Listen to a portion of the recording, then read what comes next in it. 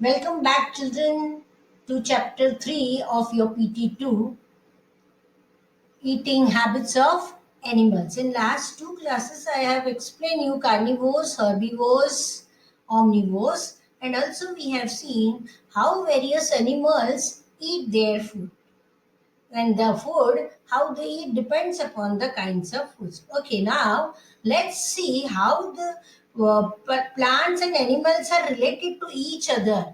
Animals depends upon the plants because plants can prepare their own food, and this relation between plants and animals can be represented by food chain.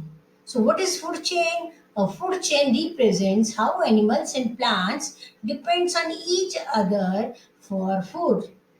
Plants can make their own food, and that's why they are called as producers, while animals cannot make their own food and they depend on plants, and that's why they are called as consumers. This set up a chain of who eats whom in nature, which is a food chain. Now look here, in the diagrams you can see simple food chain and complex food chain. So what is a simple food chain? Here I have shown you only two animals are there, and they how they are related to each other. While in the complex food chain, some more animals are shown here. Now look here, first for simple food chain. Trees. Trees are eaten by deer, and deer is eaten by lion. Okay, so this is a simple food chain. Now come to the next second one, that is a complex food chain where you can see butterfly take their food from the flower. Butterfly is eaten by frog. Frog is eaten by snake, and snake is eaten by eagle. Thus, they depends on each other for their food. Next come the third food chain, that is small fishes they eat flower, large fish eat small fishes, and birds they eat larger fish. Thus they are related. Now see, I'll show you a small video where you can see this food chain.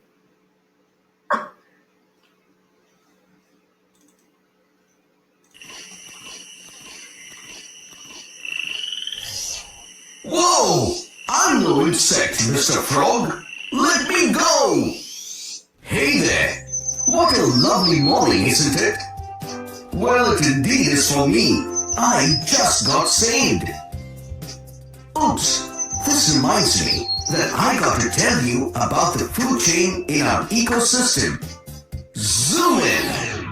A food chain describes how different organisms eat each other for survival. The chain usually starts with a plant and ends with an animal. Just like how you saw the plant being eaten by a caterpillar and how it ended up in the frog's stomach. The food chain comprises of the producers, consumers, and decomposers. Plants are producers.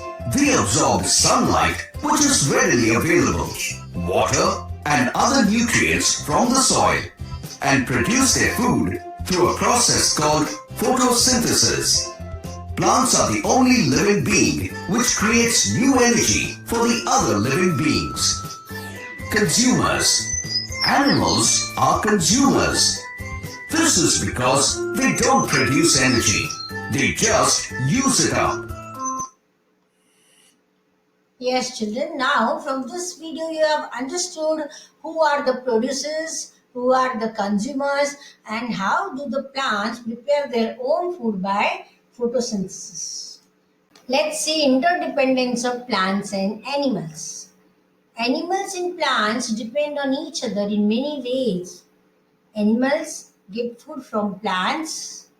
When animals breathe, they release carbon dioxide, which is used by plants to make their food by photosynthesis. When plants make food, They give out oxygen. The oxygen given out by plants is used by animals for breathing and to obtain energy. Some animals and birds like woodpecker, crow, they make their house nest and on the trees. They live on trees. Here in the diagram, you can see the process in which you can easily see the plants which gives out oxygen during the photosynthesis is consumed by animals for breathing, and these animals during the breathing they released carbon dioxide again, which is used by plants. Now here you can watch a small video where easily you can understand this interdependence upon plants and animals. Interdependence of plants and animals. Children, we are all dependent on the plants for food. It also gives out oxygen, which we use for breathing. And what about the plants? Are they also dependent on anyone? Yes, they use carbon dioxide for making food comes from the animals. See this. The grasshopper eats the grass, which is eaten by the frog. The snake eats the frog, and the snake is eaten by the eagle. This chain, where each member depends on the lower member for food, is called the food chain. So here you have seen both their interdependence also and food chain also. Now let's see domestic animals. What are the domestic animals which live with humans? The animals like dog, cat, horse, donkey, etc. They are called as domestic animals. They provide us many things, and also it's our responsibility to provide them food, water, and shelter. Few pictures of domestic animals here seen. Now, these domestic animals are living with you, they give you company, and even they are helpful to us. For example, dog. A dog is a faithful animal, it guards the house, and also it if they are trained well, they help to detect criminals. Cow. Cow gives us milk, various products we can obtain from milk like cheese, ice cream, etc. Cow also provides manure which is used by plants and good for their growth. Next, buffalo. Buffalo gives us milk and help us in drawing carts and plowing the fields. Horse. Horse, before the invention of modern means of transport like cars and trains, horse was used as means of transport from one place to another. Camel is a desert animal which can walk for long distances without needing much water. It also gives milk. Then donkey. Donkey is a good carrier of goods. It can lift heavy weights. It is used a lot in villages. Sheep. A sheep's hair is used for making woolen clothing. Sheep also gives us milk. Sheep milk is generally used in mountain regions. Hen, you might have seen hen, isn't it? Hen lay eggs which are healthy for us. Its meat is also used as a food. Cat. Many of you like to keep cat at home. Cat is helpful in controlling rodents like rat, mice, squirrel, etc. It is an intelligent animal. Goat. Goat's milk makes bones stronger. Its meat is a good source of protein. So, children, few domestic animals, I explain you how they are useful.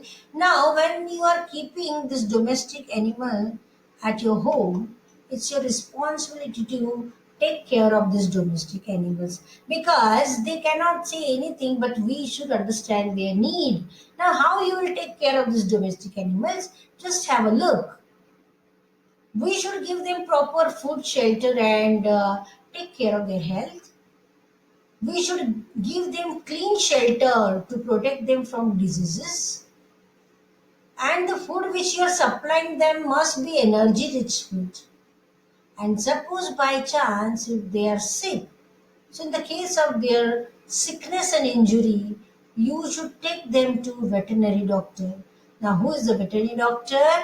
A veterinary doctor is someone who treats sick and injured animals. So, children, if by chance you are keeping any domestic animal with you, isn't it, at your home, it is very essential that you should be able to take care of them. Then only you keep. So, here, all over this chapter, isn't it, we have seen about the eating habits of animals. There are different types of animals and how to take care of the animals, domestic animals, of course. Now, what you can do, children, isn't it? If you have a pet at home, you can describe the care of that pet, how you take in your study notebook. Okay, so see you next time, children. Bye bye.